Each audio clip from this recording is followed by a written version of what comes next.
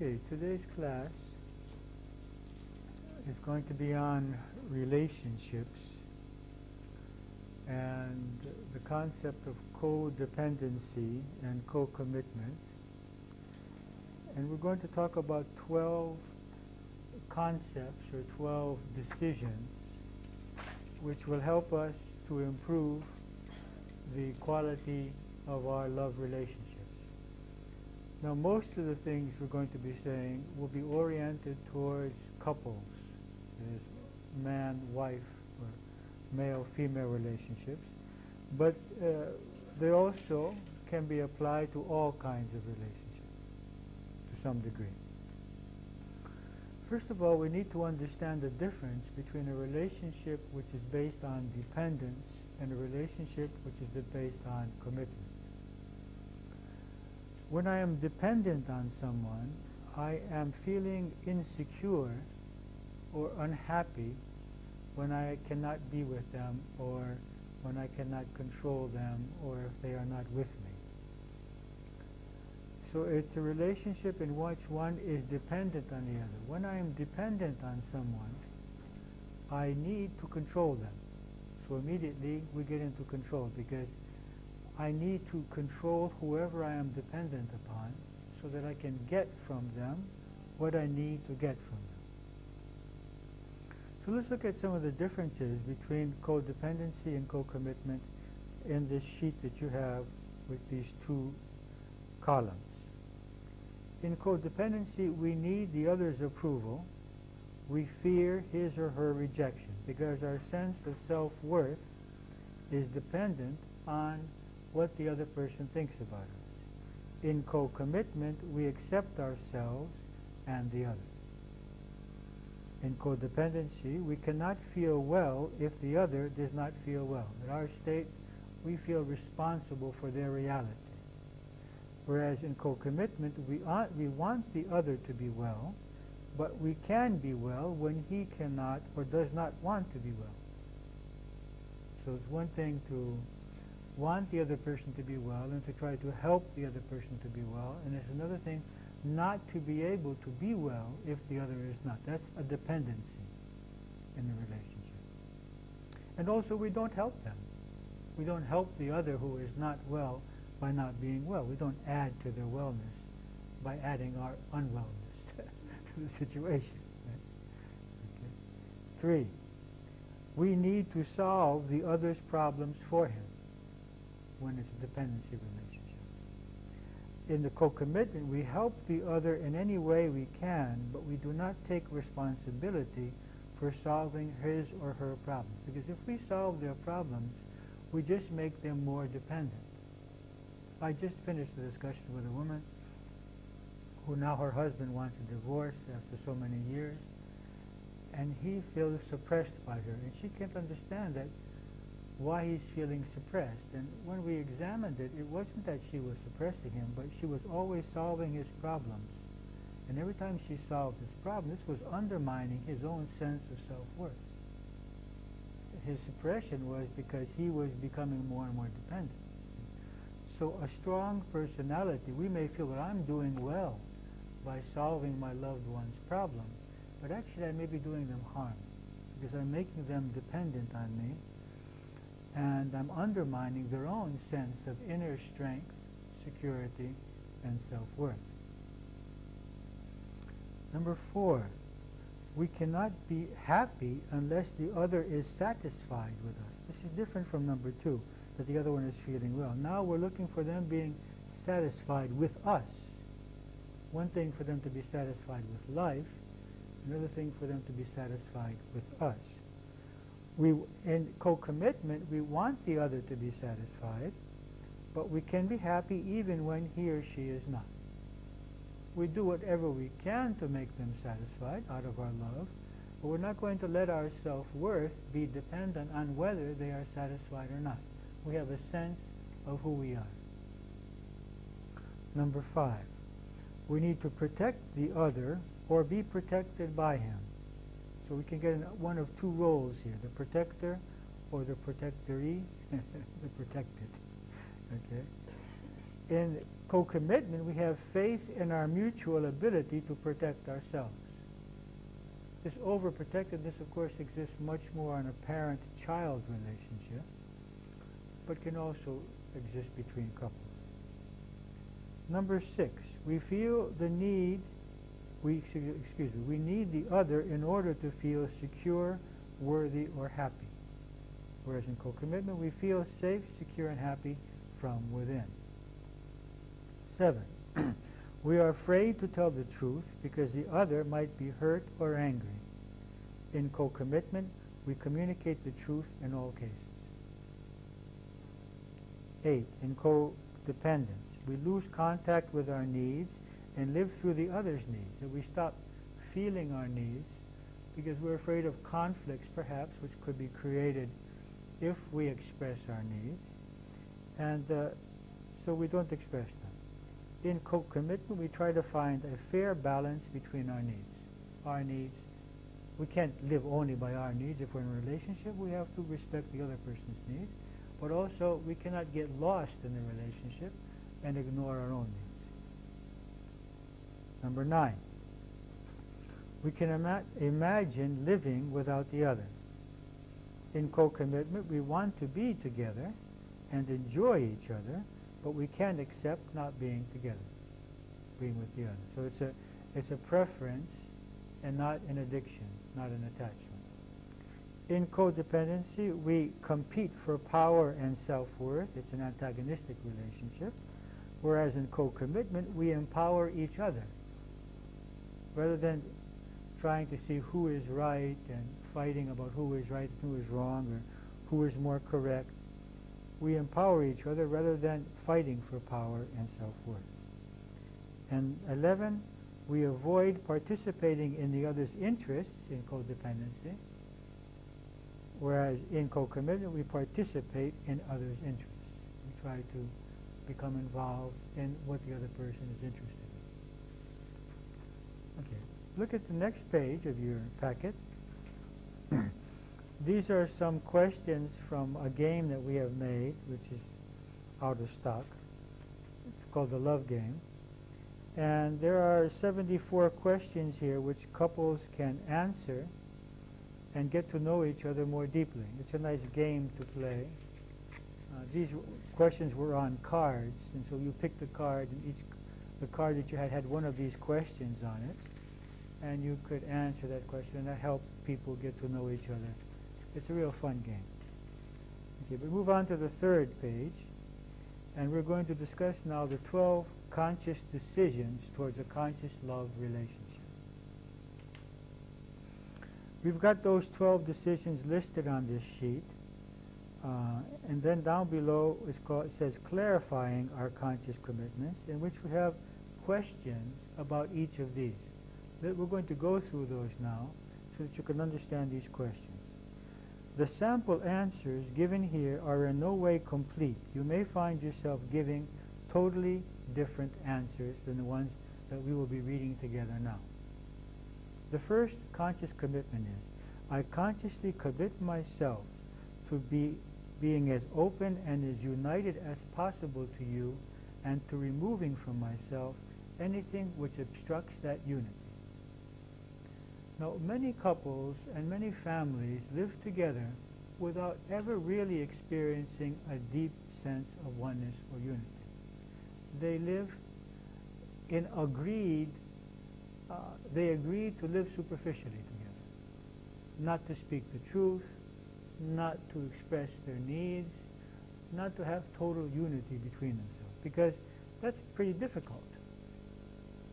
And that means dealing with a lot of tensions which are created when we are totally truthful in a relationship. So it's easier just to say, okay, we're going to let things be superficial here, and we're going to live together, but we're not going to seek this total unity. Now, usually this being open and as united as possible is more difficult for men than it is for women. Women are more open to discussing, to experiencing unity, whereas men have some difficulty with that because it means dealing with their emotional life, something which most men try to avoid, whereas women are more into their emotions. Of course, this is a stereotype and it's not absolute. It can be opposite situation. So now we have some questions about this commitment, okay? First question is, when do I find it difficult to feel close and open to the other? And here are some possibilities, some other questions underneath. Number one, in which situations, in response to which behaviors or actions or attitudes, do I lose my sense of oneness? Here's some examples. When they criticize me, I stop feeling open. When they do not respond to my requests and needs, I stop feeling close. When my energy is low and I am feeling down. When I feel that they want to control me. When I feel that they want to depend on me. See, these are, our closing off is a protective mechanism. It's the way we protect ourselves in the same way that a turtle protects itself. We close out. When the other has different beliefs, such as from another religion or political party. When the other is playing any of the roles, such as the intimidator, the interrogator, the victim, or the aloof. When the other thinks he is superior. When the other is ego-centered. When the other is not conscientious about his or her agreements or responsibilities. When the other does not agree with me, I close off. I feel separate. When they do not understand me. When they obstruct me from satisfying my needs. When they do not respect me. When they try to control or suppress me. When they tell lies or gossip about me. When they harm me or someone else close to me. When they have evil intentions or ulterior motives. When they are negative, complaining, whining, or criticizing, I distance myself. When they think they know it all. When they give me advice I have not asked for. When they play the role of the victim, the poor me, and want attention. When they do not take care of themselves, or do not carry their load. When they are weak and dependent. When they use me or others. When they are cold and insensitive. When they are lazy. When they ignore my needs, or when they tell lies.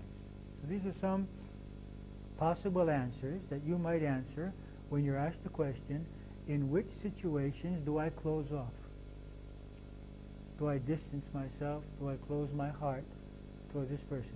Of course, the question is, what can I do to keep my heart open? What can I do to remain open to the other person, even when that person functions in these kinds of ways? The second question is, what is it that I feel in those situations which causes me to close up and resist openness or being close? It could be fear, it could be self-doubt, it could be rejection, insecurity, hurt, bitterness, anger, jealousy, injustice, suppression of my freedom, or weakness. The third question. What exactly do I fear in those situations? What is it that I am fearing when the other person is behaving in the above-mentioned ways? Abandonment. I fear that this person is going to leave me. Suppression, restriction of my freedom. Criticism, accusation, rejection. Being hurt. That I will not be able to be myself in this relationship. That you will ask things from me which I cannot give you. That you will ask me to feel things which I cannot feel at that moment. This is an interesting one. We used to have these relationship groups. And I remember something that a man said. He said, you know, if my wife asks me to take out the garbage, I can do that. But if she asks me to feel affection, I can't do that. And I can't control how I feel.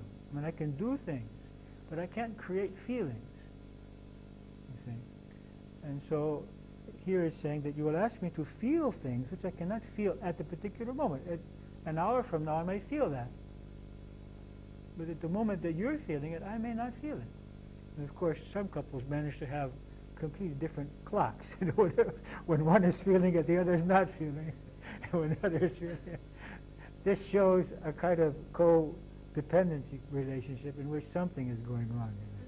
They never seem to feel the same thing at the same time. Or being used. Next question.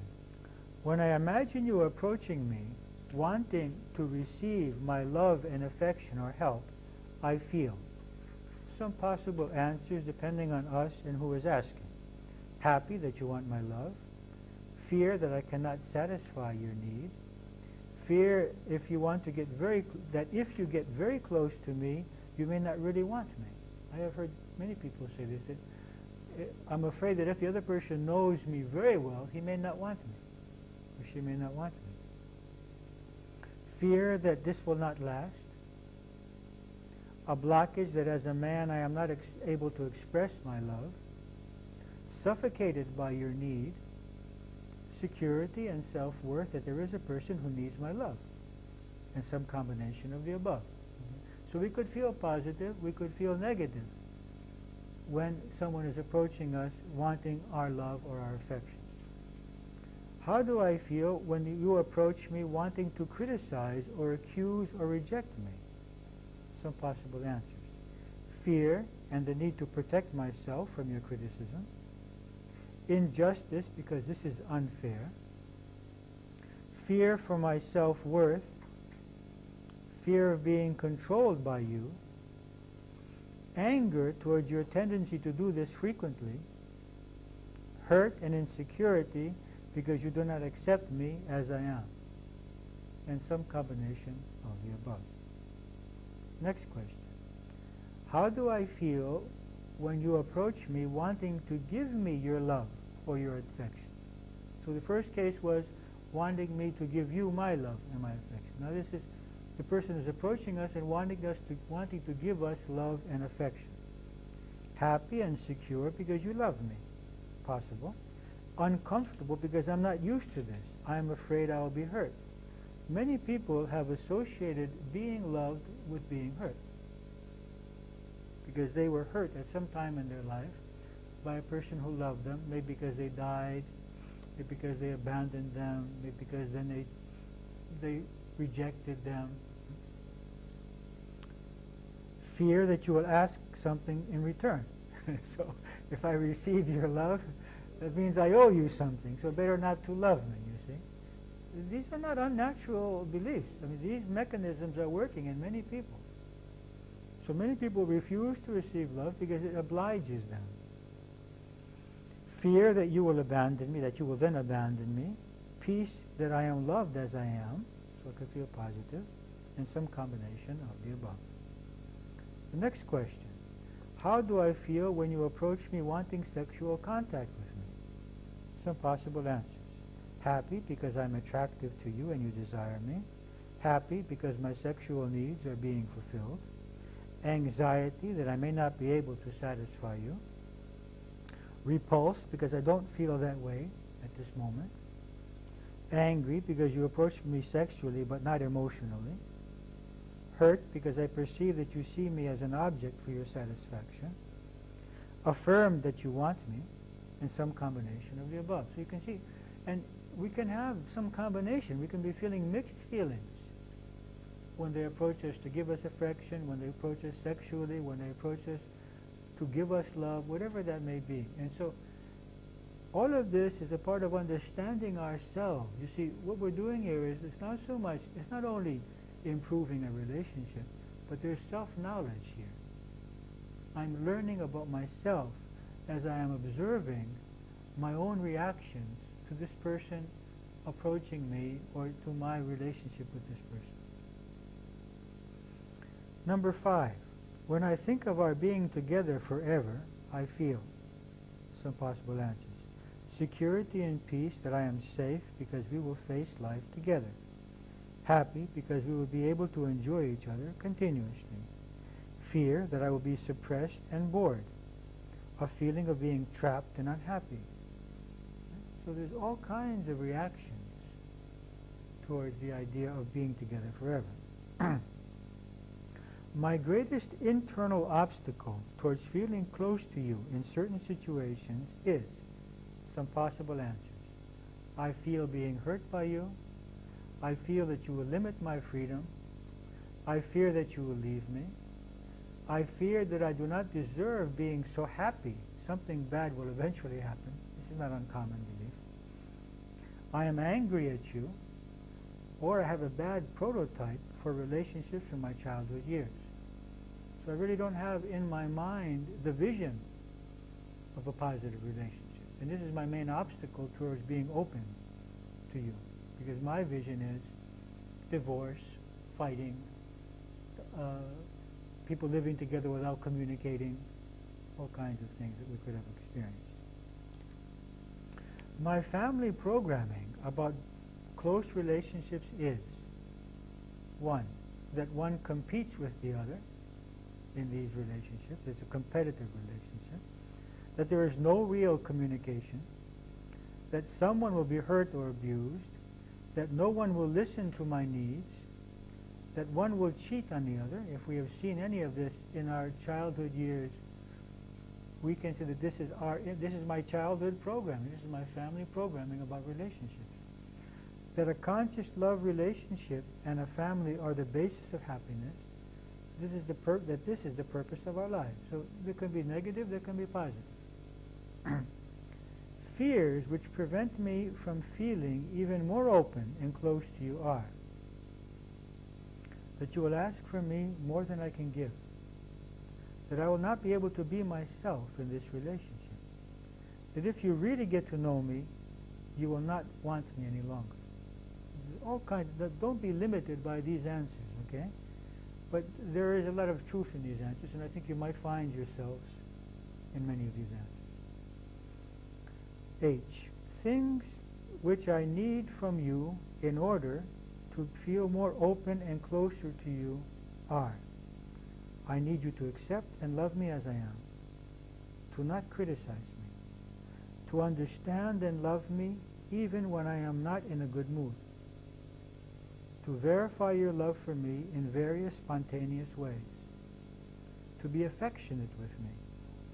I need more sexual contact. I need for you to listen to me when I need to talk and respond to my questions. I need for you to respect my need to be alone occasionally. I need for you to allow me a certain degree of freedom of movement. I need for you to express your feelings and needs to me. I need you to trust and for you not to doubt me. I need for you to be more independent and self-sufficient. I need for you to be happy about my success. I need for you to share your problems and your concerns with me. I need for you to ask me if I am in the mood or if I would prefer to set up another time soon before you start talking about something important. So these are some possible needs, and I think they're quite common. So you might want to look into this and make up your own list of what is the question here. What do I need from you in order to open up more?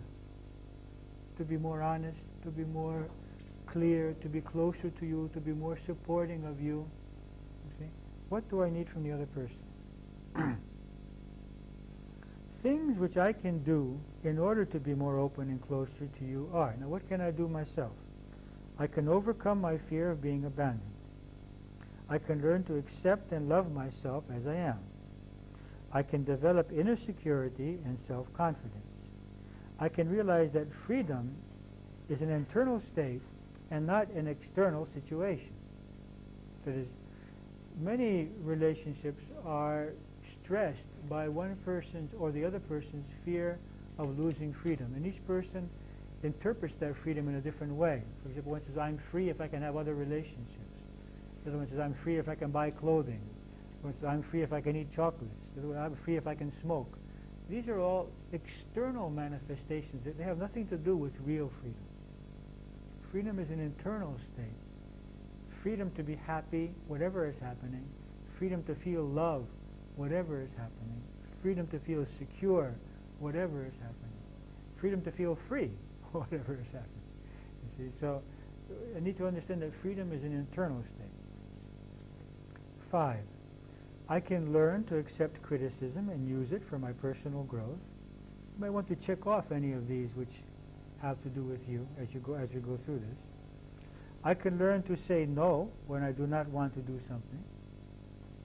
I can learn to take personal space when I need it so that I can be more positive to you.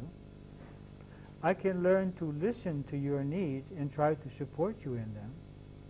I can learn to express my feelings and occasionally my affection, respect, and love, and some combination of the above. Now, we're still talking about the first commitment, which, if you remember, is I commit myself to being as close and open as possible to you and to remove any obstacles which obstruct that. That which bothers me most about your behavior or attitude is some possible answers. You're smoking, your critical nature, you're not cleaning up after yourself, you're spending too much money, you're closing into yourself and not communicating with me, that you are not affectionate or romantic, or some combination of the above. And the last question regarding the first commitment, that which I must learn in order to maintain my peace and happiness when confronted by your behavior is, see, the whole idea here is that, okay, what we have done here now is discover what we need from the other person. And we have every right to express that. But that other person may have been placed purposely in our lives not to be able to make that change, because our lesson is to make an internal change within ourselves, because we are attracting this person specifically because we want to learn an internal lesson. Understand what I'm saying?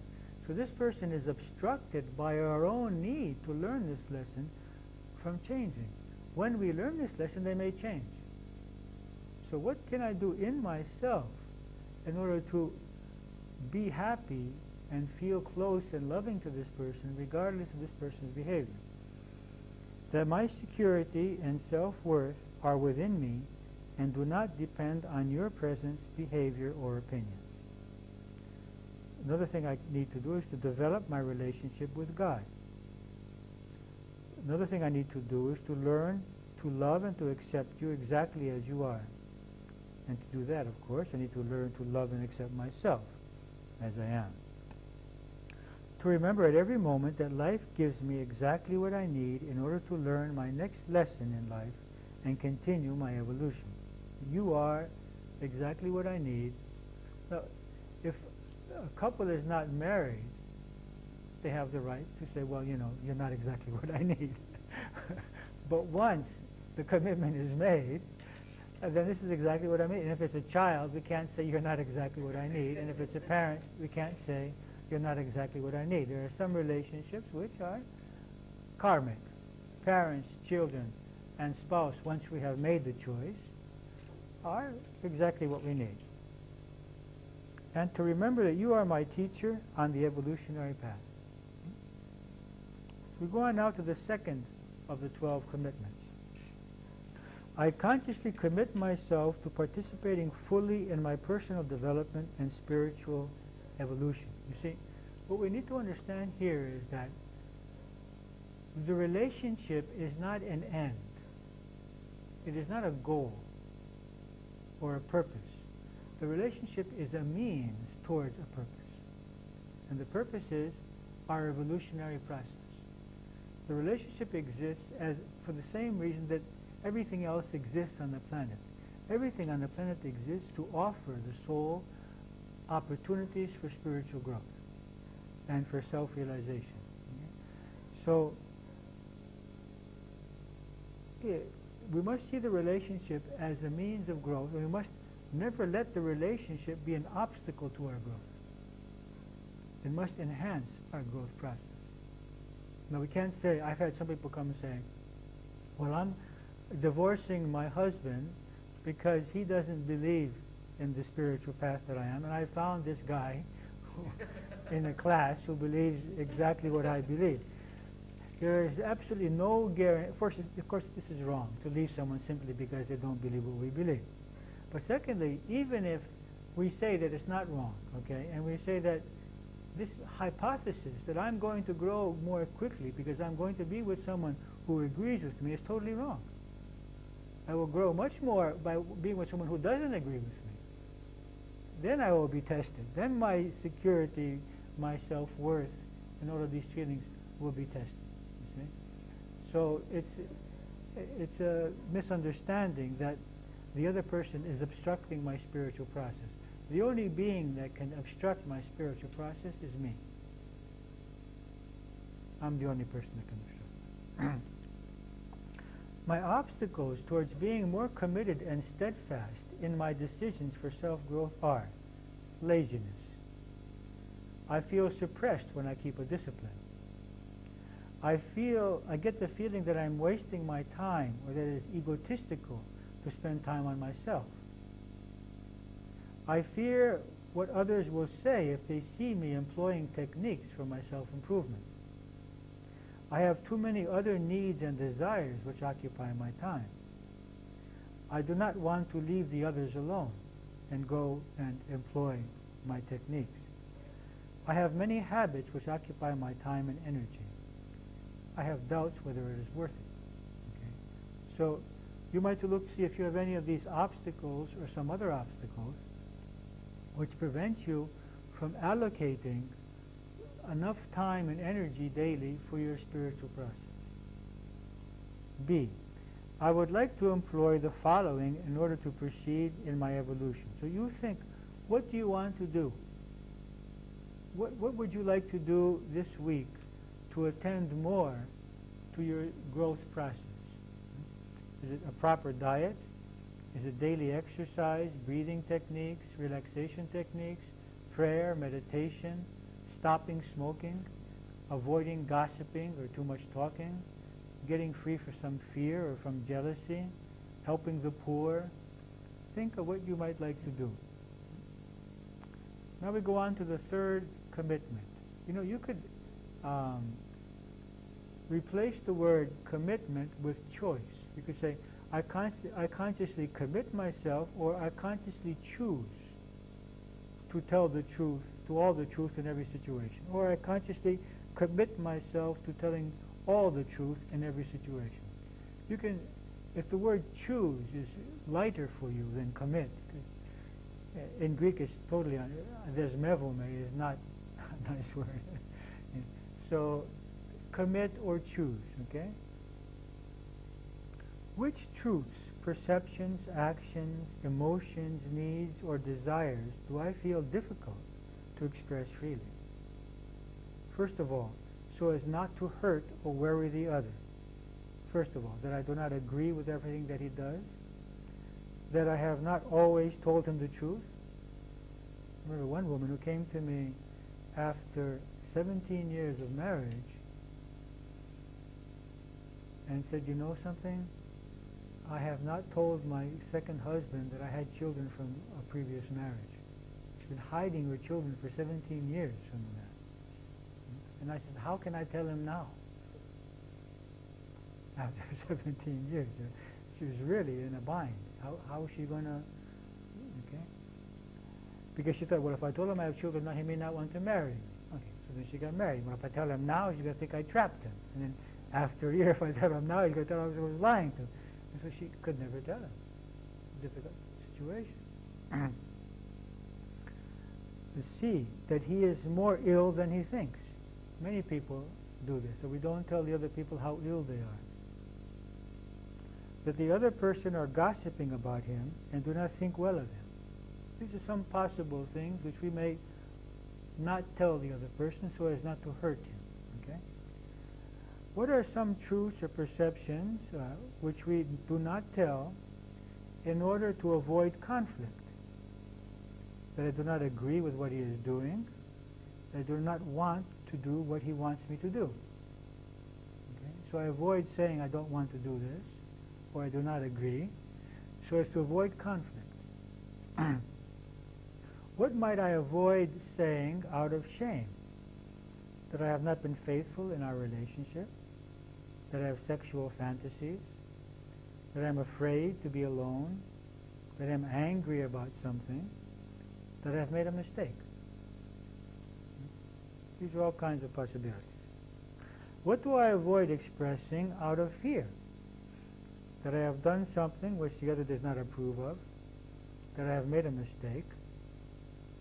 What do I avoid expressing so as to avoid being hurt? The truth about what I do or need, how much I really need the other, or my real feelings.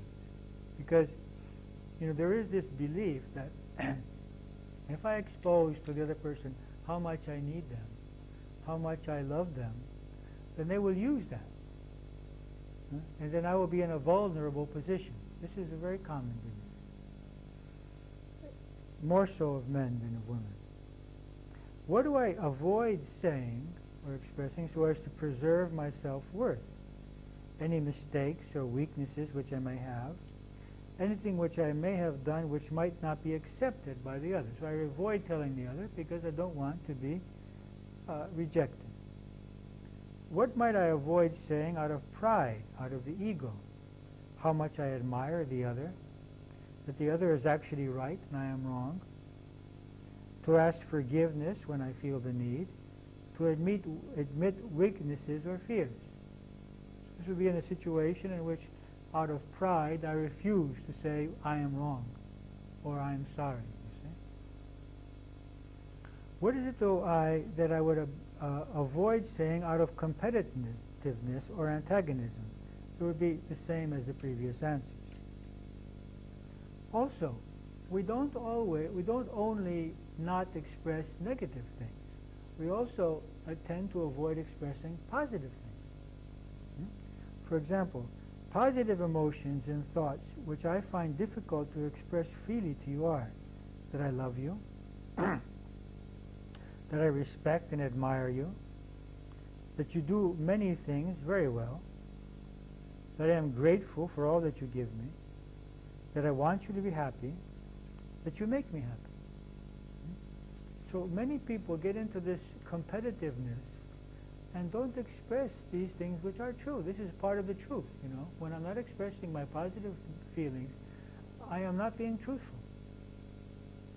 Reasons for which I do not easily express those positive feelings and thoughts are: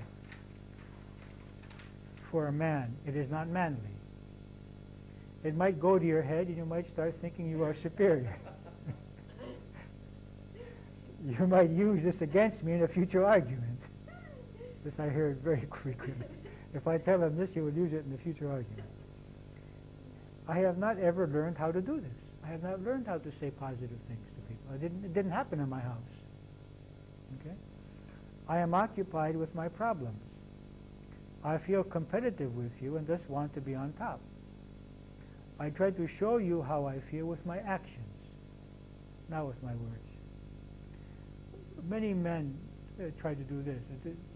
If I bring home the food, I'm bringing home the money, I'm taking you here, it should be enough. You should understand that I love you. I don't need to say it, you see. And also, another possibility, I sense that you do not feel comfortable when I express positive feelings to you. It's another possibility. I need the following from you. Another thing that we don't express is our needs. So there are three main things we don't express. Anything which might create hurt or conflict for us or for the other person, positive things, and things which may reduce our self-worth, and also our needs. Often we do not express our needs. We don't say our real needs. What are some possible needs? I need you to respect our agreements. I need affection and affirmation. I need to have a common line with the children. I need to do things together once a week. I need cooperation with the cleanliness and the order in the home. I need for you to express your feelings and needs. I need for you to affirm your interest in me in spontaneous ways. I need for you to respect our economic situation. So this is all about the third commitment or choice, that I consciously commit myself to telling all the truth in every situation, or I consciously choose to tell all the truth in every situation. This is the third commitment for creating a conscious love relationship. The fourth, I consciously commit myself to empowering you in every way and helping you manifest your latent potential. Or I consciously choose to empower you in every way and help you manifest your latent potential. Now this is, women have learned to do this much more than men. Women have learned to empower their men, whereas men are afraid of empowering their women. It makes them feel insecure. Now this is not an absolute. Nothing is an absolute in what I'm saying here. But there is this stereotype. Because the man is programmed that he is worthy if he is more worthy than his wife. And if his wife is more worthy, then he loses his sense of self-worth. I mean, it's a very powerful social programming. Now many women have gotten programmed that they're not worthy as women and try to become worthy as men. And so they start competing with the man economically, professionally, who is right, who is stronger, and that creates a horrible situation because you've got two people that are really competing for their self-worth, and neither then can empower the other. They're both trying to undermine each other. So the first question is, how do I feel when the other is looking powerful, strong, independent, and beautiful? I sometimes feel lessened. I feel jealous. My self-doubts are triggered. I feel happy for the other, and it's for a success. So we could either feel happy or we could feel insecure. This will be depending on our own relationship with ourselves. How do I feel when the other is very happy? I feel happy for him. I feel relaxed because he's okay. I feel jealous. I feel uncomfortable. These are possible reactions. How do I feel when the other has all the other's attention? Fear that no one will pay attention to me. Jealous. Proud that someone associated with me is important to the others. Okay, so I get my self-worth through the other person's self-worth. Affirmed through association with the other. Left out and ignored. Why? I have doubts about my self-worth. I fear that others will not pay attention to me. I compare myself with the other because I believe that my self-worth is measured in relationship to the other competitively.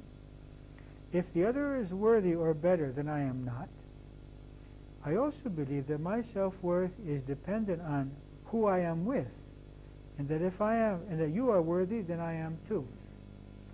Now I would say that women also get into this more than men, that they seek their self-worth by being through a strong man, a successful man, an accepted man. So whereas men are more programmed to undermine their women's blossoming, women on the other hand find their self-worth often through their men. So both of these programmings need to be dealt with. Now, so one exercise that we can do is to write down all the things that we can, the positive things that we can see in the other. We do this in our couples group. We ask the wives and the husbands to write down all the positive traits of the other. And in one group, one woman took the record. She found 25 positive traits in her husband.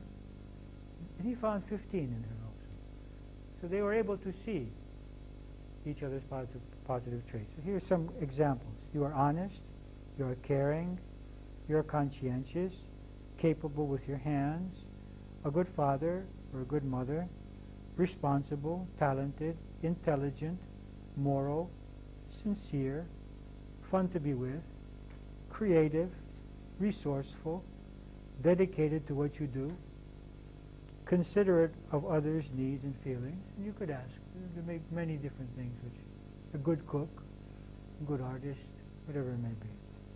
You're funny. Now that's acknowledging positive traits. Now number E, I acknowledge and respect in you the following talents and abilities. You cook well, you keep a clean house, you sing well, you play a musical instrument, you dance well, you cultivate a healthy garden, you communicate well with the children, you are very capable in your work, you are good at fixing the plumbing and the electrical appliances, you are good at numbers. Okay? So this is a matter of creating in our minds positive thoughts about the others and letting them know what we see positive in them. Now this is a question that it's a wishing something for the other person. In regards to your life, it should be your, and evolution, I wish the following for you. I wish for you to be healthy, happy, and in harmony with your environment. I wish for you steady growth, evolution, and the realization of your true self. Okay. What else can I do to support you to continue blossoming? So this the other person will answer. So these are some questions that we might want to answer and work with if we find that we are not empowering the other. You see, for some reason. Am I not empowering the other because the way he wants to be empowered diminishes me? Or the way that he wants to be empowered I don't agree with? What do I need to be able to be free to empower my loved ones? And this only doesn't have to do only with children, with couples, but also with children. Because many parents do not empower their children. They want their children to be dependent on them. They are afraid that their children don't have the ability. They're afraid of what will happen if they're totally independent. See? And they also fear society. So if the empowerment of this child is not in alignment with what society says is worthy or unworthy, or they don't want to be a lawyer or a doctor, they prefer to be a singer or a dancer, then the parent may not empower the child toward that goal. They may undermine that, you see. So empowerment means having the faith that the other person is directed from within as to what they really need and what they are supposed to be in life.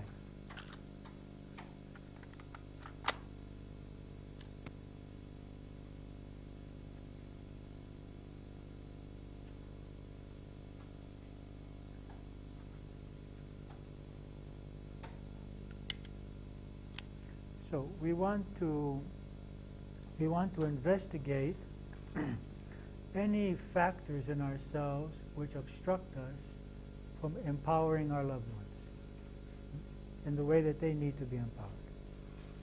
The fifth commitment. I consciously commit myself to taking 100% responsibility for the reality I create through my interpretations and my projections. I consciously choose to take 100% responsibility for the reality I create through my interpretations and my projections. So here the realization is that I am the creator of my reality. We have discussed this in the class on mirroring. Through my past actions, through what is in me today, which is mirroring what I'm attracting from the other person, has to do with what I fear, has to do with my guilt, has to do with my attachments, with the roles that I play, that I'm attracting certain behaviors from the other person. And that thirdly, the other person is exactly my teacher for my spiritual growth process, and it's not by chance that person exists in my life. So that the behaviors of this person are causing me to feel certain things in order to feel the need to change and to grow. So some questions here. Situations in which I have noticed that I sometimes do not take responsibility for creating my reality, but rather blame others or wait for the other to solve my problems are: when I make mistakes, I blame them. I blame others. I find myself doing that. Something doesn't go right, try to find someone who's responsible for it. When I'm afraid, I try to blame others. When I need to make decisions, I search for others to make them for me. When I feel jealous, hurt, angry, or bitter, I blame others. When others behave negatively towards me, I place the blame on them. In relationship to my health. In money matters, I do not function responsibly. When I do not have what I want from life, I complain as if someone else is responsible for that. So there are many situations in which it's difficult. It's objectively difficult to take responsibility for what we're experiencing because we feel unhappy. And a release is, something else. Other people are responsible for it. my feelings, for my situation, for my health, for my money, for my feelings, whatever it may be.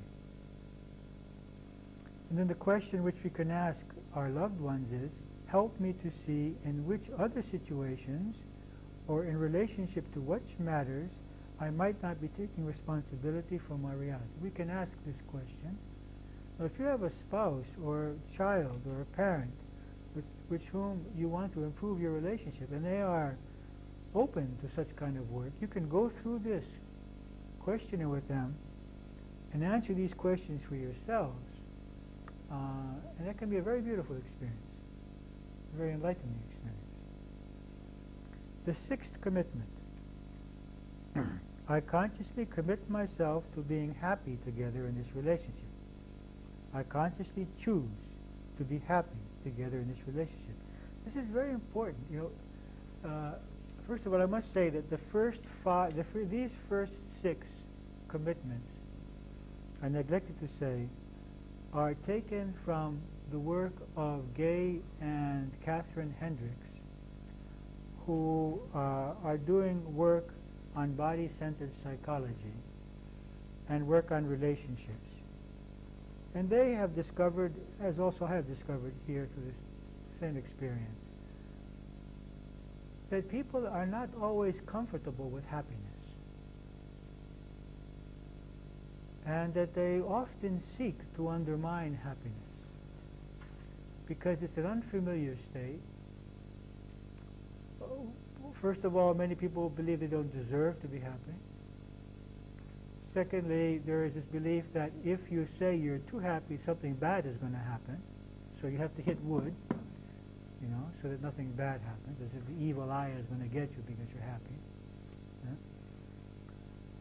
Yeah? And happiness also means getting free from the belief that we are victims, that we are being done injustice to. People even feel guilty about feeling happy because everyone else is not happy. So there are all kinds of beliefs which make happiness not a very comfortable situation. And many people in their relationships find ways to get their dose of unhappiness, find ways to create problems. If we haven't argued for a month, we better find something to argue about, because this keeps the adrenaline going. It keeps us healthy in some way, So this is a need. I mean, just as drugs can be addictive, emotions can be addictive. And if I haven't had my dose of conflict or my dose of rejection or my dose of anger, then I will subconsciously seek to create that situation. So some of the obstacles towards accepting to be happy with the other for long periods of time might be fear of the unknown. We are not used to it. A subconscious belief that we are not worthy of happiness. The programming that something negative will happen if we admit that we are happy. Fear of losing control or appearing not serious or adult-like if we are happy. Because we are in the role of the aloof or the victim, and happiness or expression of enthusiasm would spoil the role. So if in the role of the aloof or the victim, happiness or enthusiasm are not allowed. So the next question here is, what would I like in this relationship in order to be more happy? How can I make this a more happy relationship? I would enjoy doing the following more often in order to spend more happy time together. More physical, affectionate, or sexual contact. Non-sexual contact, like massage. Going to the movies more frequently. Playing games together. Walking in nature together. Dancing and singing together. Looking into each other's eyes without needing to say anything. And then the question, what would you like to do in order to enjoy each other and life more? So this is the question that we ask of the other. So this is a questionnaire which you can use with the other person, and each of you answer these questions as we go through. And don't be, of course, limited by these answers, although I think you will find many of these answers quite on the mark. The seventh commitment. I consciously commit myself to learning to love you, others, and myself unconditionally. I consciously choose to learn to love you, others, and myself unconditionally. So the question here is, what obstructs? Because loving ourselves and loving our others is the whole thing about relationships. It's the whole game. And the relationship, our love at this time is like the ore which we bring from the earth. It's like the gold. When we bring it up, it has other minerals in it. And so we have to melt it in the heat of a fire and separate the gold from the ore. So our love is like this. Our love is mixed with needs. It's mixed with fears. It's mixed with desires. Okay? So in the relationship, our fears and needs and desires, our attachments, become very obvious because they create pain. And then I have the choice of keeping the attachment or transforming the attachment to a preference and keeping the love. And so our love is purified through the relationship by the actual friction in the relationship. What are my obstacles to loving myself unconditionally? My programming from childhood years. I have learned to measure my self-worth in comparison to others, according to what others think about me, according to my success or failure in what I try to do, whether I am perfect or not, whether I make mistakes or not. I have been programmed to believe that I am a sinner and not worthy of love. This is a basic perception in Judaism, Christianity, and Islam. The idea of sin, more so than the Eastern religions. I do not have my parents' approval. Another reason why I cannot love myself unconditionally. What are my obstacles to loving others as they are? My lack of self-acceptance, my fear of others, that they may reject me, they may harm me, they may limit my freedom, they may hurt me emotionally. We go on now to the 8th commitment.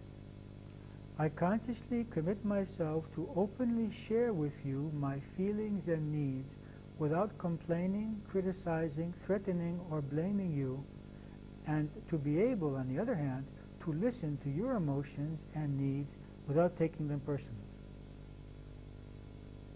This is a bit difficult.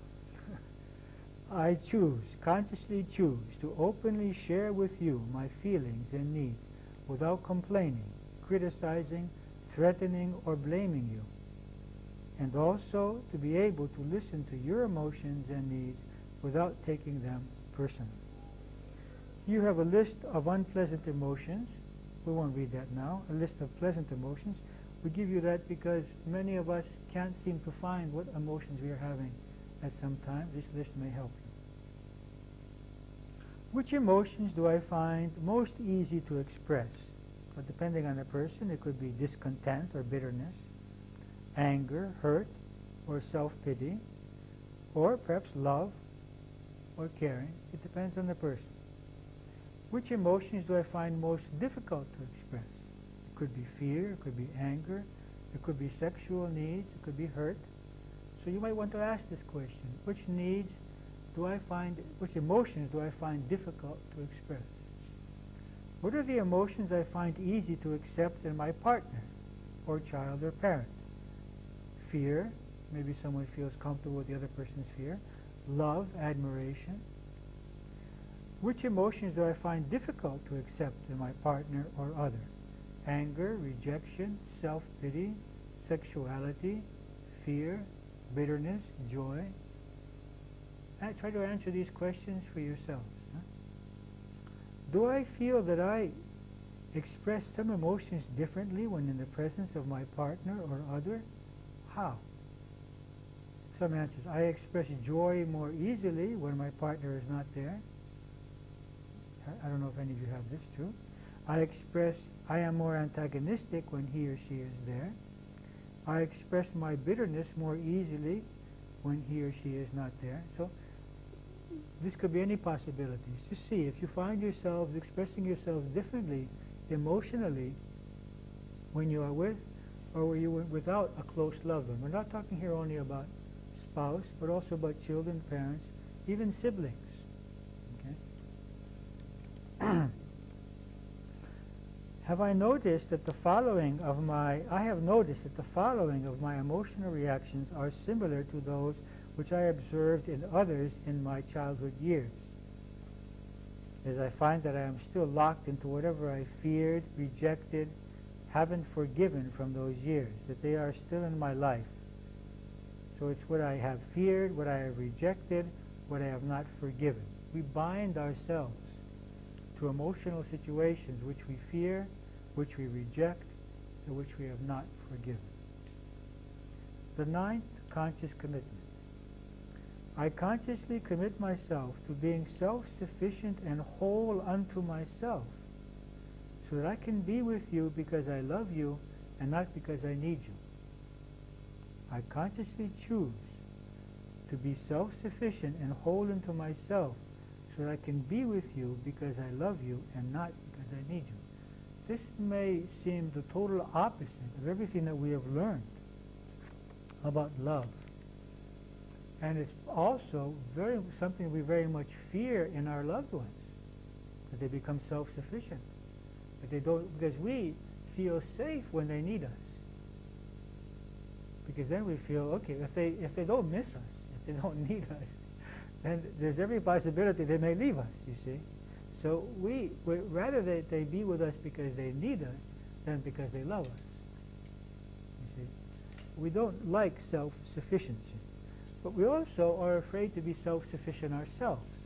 So let's investigate that. When I think of myself as being independent, I feel the following emotions because I have the following beliefs.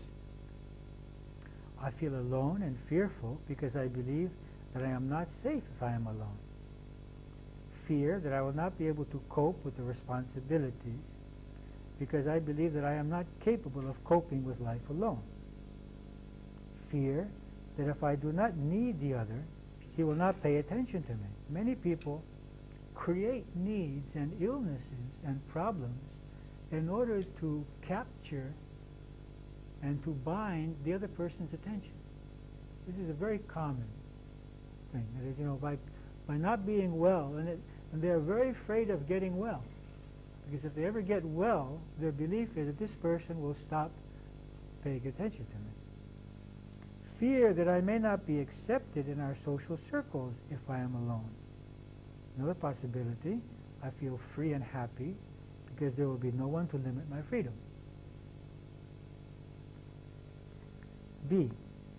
My family passed on to me the following messages about being independent. 1. It is egotistical. 2. It is dangerous. 3. It is antisocial. 4. You must be independent in order to make it in the world. And any combination of these. C. Until now, I have found it difficult to be independent in relationship to the following. Money matters. For example, I have some people come to me, they could be 30, 40 years old. They're still dependent economically on their parents. And they're upset because their parents are exercising control over them. So I try to explain to them that you open the door to control when you're not economically self-sufficient. Create your own self-sufficiency and no one can control you. Facing life. I have not been independent in facing life. In social activities, I need the other person to be with me. In terms of my self-worth and my self-respect, that as I feel that I need the other in order to feel my self-respect. In facing loneliness, in dealing with my emotions, in making decisions. Another question. I feel myself occasionally avoiding feeling independent because I want your attention, I fear being alone, it is unknown to me, I do not want responsibilities, I do not know how to fill my time. E. I want to feel independent for the following reasons. if you want to, think of those reasons. Only then can I be happy and free. Only then can I love without conditions. I see that I burden you by being dependent on you. Attachment and weaknesses are not love. In order to be dependent, I need to overcome my fears of responsibility, being alone, or making decisions, and of failure. Believe in myself. Feel my self-worth. Feel God's presence in my life. Have trust in people, God, and nature. So the ninth commitment is that I commit myself. You have to always remember the ninth commitment in relationship to the first. I have committed myself to being as open and as close, as united as possible with this person, and simultaneously totally independent. This seems like a total contradiction. It's a very difficult combination. Women in general are able to feel close and united more easily than men. Men in general are able to feel more easily self-sufficient than women. But for both men and women to feel both of these is the challenge. Because often, in order to feel self-sufficient, I distance myself. I don't want to have any economic dependency or sharing, because I may lose my freedom. I have to keep my space. The other person may control me. So how can I feel totally one and totally self-sufficient at the same time? You see? And so it's a challenge. It's definitely a challenge. The 10th conscious commitment. I consciously commit myself to keeping my agreements with you. This is very important because many relationships are destroyed when one or the other doesn't keep agreements. This creates disappointment, unhappiness, feelings of injustice. A. Which of my agreements do I have difficulty keeping? First category, time and appointments. I am late for my appointments, late arriving from work, late in completing my responsibilities. 2. Work and responsibilities which I have accepted. I do not do the dishes as promised. I neglect to take out the garbage as agreed. I forgot to feed the dog. I am late in paying the bills. Now these may seem as unimportant. Now why are you getting so upset, you see? Because I didn't do this. But it's not just that the thing didn't get done. It's like you're not respecting me. It's like you're considering that I'm not important to you. See, people take this personally. It's not that the garbage didn't get taken out. It's not that the bills weren't paid. It's that we made an agreement. It's also, of course, the practical problems which are created. Practical problems are created in such situations. But it's also the feeling that you're not respecting me. You're not considering what my needs are. This creates hurt. Our ethical agreements. I have told some white lies so as not to have conflicts. I have not been faithful to my wife or to my husband. So there are time agreements, there are work and responsibility agreements, and there are ethical agreements. Now we also have money agreements. So maybe I'm not in harmony with my money agreements because I'm spending more than we agreed, or I'm hiding my money from the other. Okay. So there are these kinds. Now there are also agreements for order and cleanliness. So I'm not keeping up my agreement because I'm leaving my clothing and my objects around the house. I'm forgetting to wipe my feet off as I come into the house.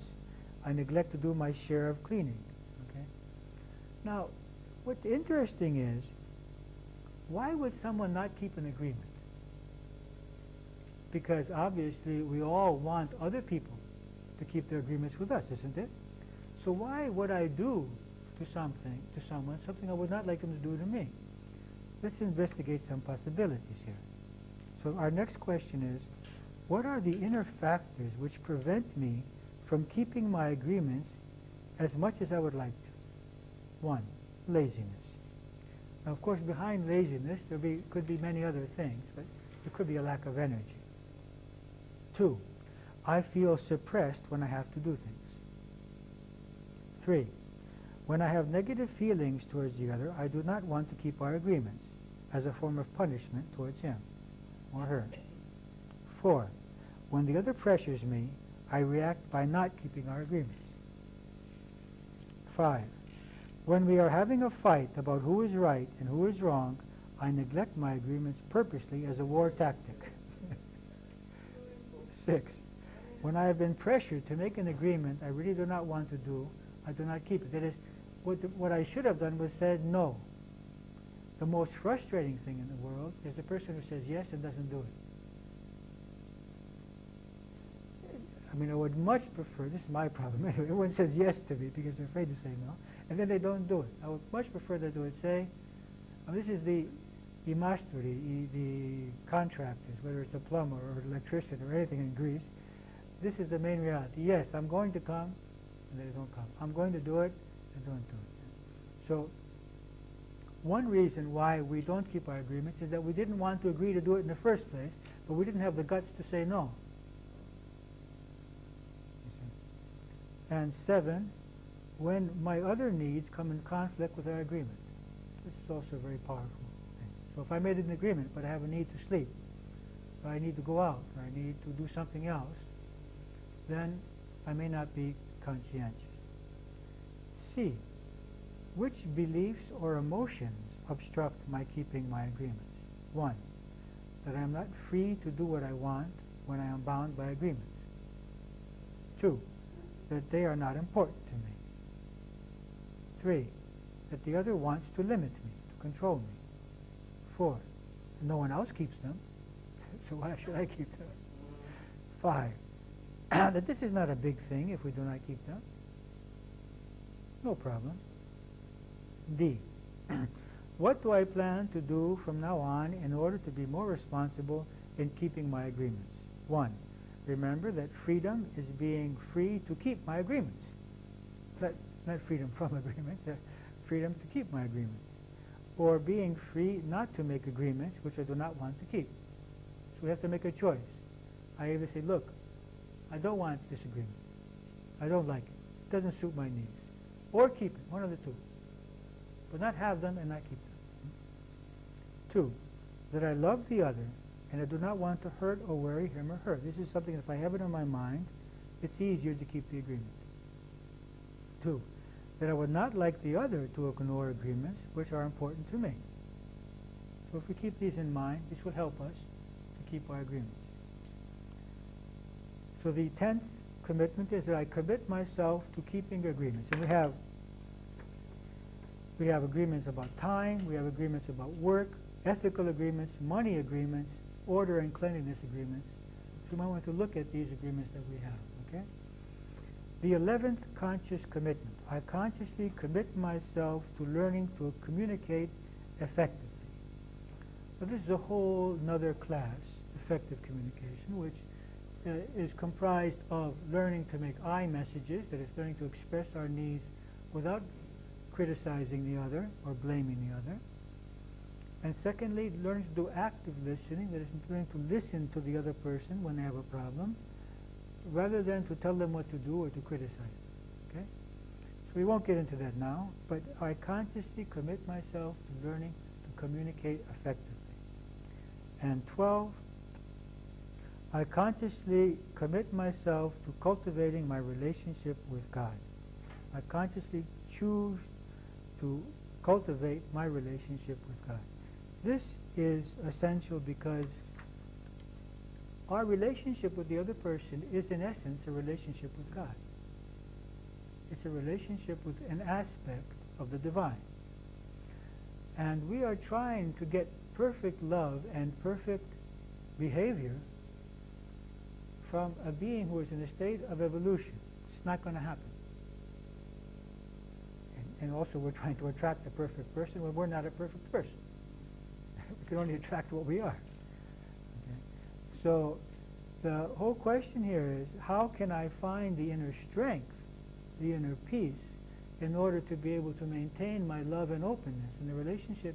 And the answer is by having a deep relationship with myself or with God. In this way, I have an internal security base I have this relationship which supports me so that I can give to this relationship rather than wanting only to take. I have more to give because I have my own source, my own power source. So, in conclusion, let's just go through these commitments one last time, reading each of them as they are, without the details. I would suggest that you go through this questionnaire, answer these questions for yourselves without looking at the questions that are on this page. Just look at the first page, page 3 here, and you see those 12. Well, actually, I haven't given you the questionnaire without the answers. So read the questions without looking at the answers. Answer as clearly as you can, and then look at the page and see maybe you forgot something which is on the pages, okay? If you've got someone in your life who would also agree to do this work, it would be a very interesting experiment. I consciously commit myself to being as open and united as possible to you and to removing from myself anything which obstructs that, which mainly means removing what? Fear. Because the only thing that really obstructs it is fear.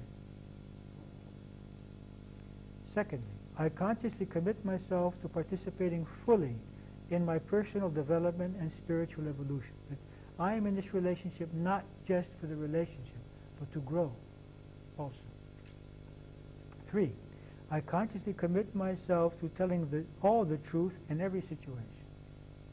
Only then can I talk about relationship. Otherwise, the other person has a relationship with my mask, not with me. 4, I consciously commit myself to empowering you in every way and helping you manifest your latent potential. I like this one very much. I think it's a very beautiful one. 5, I consciously commit myself to being 100% responsible for the reality that I create through my interpretations and my projections.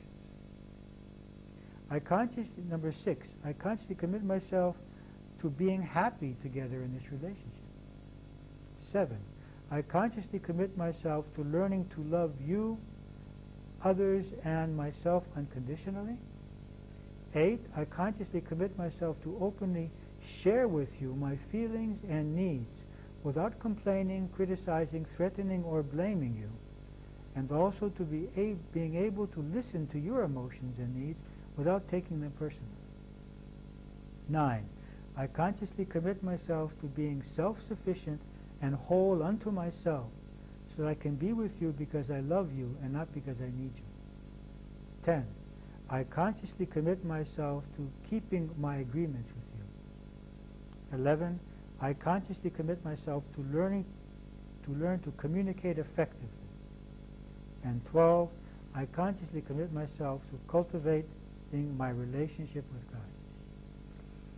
Okay, I think that you will find this questionnaire and this material very useful, not only for improving relationships, but definitely for self-knowledge and our inner growth process. Do you have any questions that you would like to ask, or anything I'd like to add or state concerning this? Okay, really, it's like being bombarded by a lot of information. So you should read through it again and try to answer these questions yourselves so that you can benefit from it. So if there are no questions, we can now form our group and we can discuss the work that we've done during the last week and also some things about this if you like.